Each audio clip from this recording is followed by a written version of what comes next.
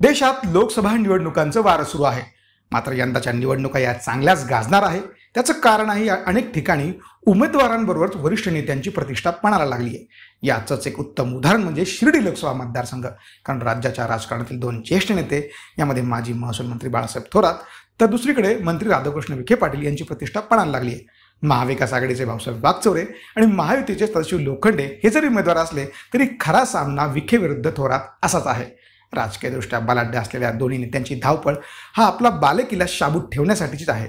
यातच यंदाच्या निवडणुकीमध्ये वंचितच्या धमाकेदार एंट्रीने निकालाची गणिते फिसकटणार का? याचा फटका कोणाला बसणार? आजी माजी नेत्यांच्या कसोटी सामन्यात कोण जिंकणार हे मात्र येत्या 4 जूनला स्पष्ट होईल. तत्पूर्वी मतदारसंघात काय परिस्थिती होती, कोणाचं प्राबल्य किती, याच गोष्टी या व्हिडिओमध्ये जाणून घेऊया. नमस्कार, मी श्रीकांत खानवे, तुम्ही पाहताय लेट्स अप मराठी. साईंची पुण्यभूमी शिर्डी लोकसभा मतदारसंघ हा आरक्षित मतदारसंघ असल्याने तो नेहमीच चर्चेत असतो. या मतदारसंघाची निवडणूक ही चांगलीच गाजते. याला कारणही तशीच आहे. प्रामुख्याने आपण या मतदारसंघाचा विचार केला तर आरक्षित असलेल्या या मतदारसंघात कोणत्याही पक्षाचे कोणतेही उमेदवार असले तरी खरी लढत ही अप्रत्यक्षपणे रंगते ती राधाकृष्ण विखे आणि बाळासाहेब थोरात यांच्यामध्ये. मात्र शिर्डी लोकसभा मतदारसंघाचे आरक्षण यंदाच्या निवडणुकीपुरतेच मर्यादित आहे.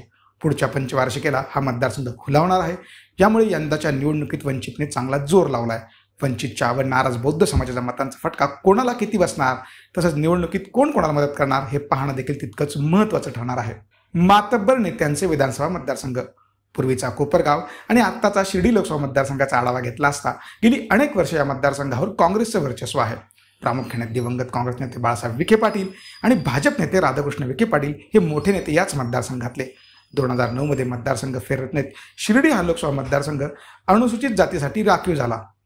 त्यानंतर या मतदारसंघात अनेक मातब्बर नेत्यांचे विधानसभा मतदारसंघ आहे. यात प्रामुख्याने राधाकृष्ण विखे पाटील, बाळासाहेब थोरात, शंकरराव गडाख, प्राजक्त तनपुरे, मधुकर पिचड या नेत्यांच्या विधानसभा मतदारसंघाचा समावेश आहे. तुल्यबळ विचारात घेतले असता महायुतीचे 3 आणि महाविकास आघाडीचे 3 असे समसमान आमदार याच ठिकाणी आहे. मात्र मातब्बर नेत्यांच्या मतदारसंघात खरी लढत विखे विरुद्ध थोरात अशीच पाहायला मिळणार आहे. शिर्डी हा काँग्रेसचा बालेकिल्ला मानला जात होता. एकेकाळी राधाकृष्ण विखे आणि बाळासाहेब थोरात हे दोघेही काँग्रेसमध्येच होते. थोरात आजही काँग्रेसमध्ये आहे. मात्र विखे 2019 मध्ये भाजपमध्ये आले व शिर्डीतून त्यांनी सदाशिव लोखंडे यांना पाठबळ देत निवडून आणले. यंदाच्या 2024च्या निवडणुकीत लोखंडेच्या विजयांची धुरा विखेंच्या खांद्यावर आहे. मात्र नगर दक्षिणेतनं विखे यांचे सुपुत्र सुजय विखे हे स्वतः देखील निवडणुकीच्या मैदानात आहे. त्यामुळे विखेंचे संपूर्ण लक्ष नगर दक्षिणेच्या निवडणुकीवरती होते. याचाच फायदा घेत थोरात यांनी शिर्डीमध्ये यंदा जास्त जोर लावला होता. विखेंना धक्का देत वागचौरेंना निवडून आणण्यासाठी थोरात यांनी चांगलीच कंबर कसल्याचं देखील दिसून आलं. यंदाच्या निवडणुकीत मोदी लाटेचा फारसा प्रभाव जाणवत नसल्याचं दिसून आलं. लोखंडे आणि वागचौरे या दोघांकडे संस्थात्मक ताकद नाही, स्वतःची यंत्रणा नाही. त्यामुळे लोखंडे यांना राधाकृष्ण विखे पाटील यांच्यावर तर वागचौरे यांना आमदार बाळासाहेब थोरात यांच्यासह महाविकास आघाडीच्या नेत्यांवर अवलंबून राहावे लागले. त्यामुळे मतदारसंघातील लढत थेटपणे विखे विरुद्ध थोरात अशीच रंगली.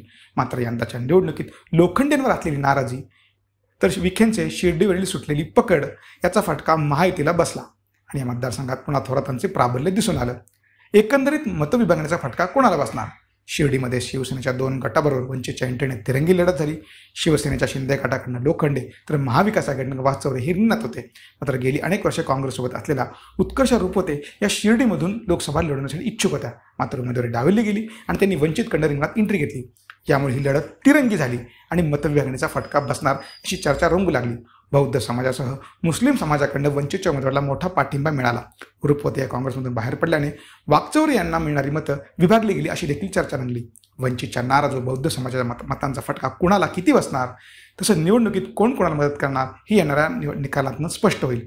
मात्र तत्पूर्वी वंचितच्या उमेदवारामुळे मतविभागणी झाली, याचा फटका महाविकास आघाडीच्या उमेदवाराला बसला तर ही मोठी नामुष्की थोरातांवर असणार आहे. तर असं घडले तर या मतदारसंघात विखेंचे प्राबल्य पुन्हा एकदा अधोरेखित होईल.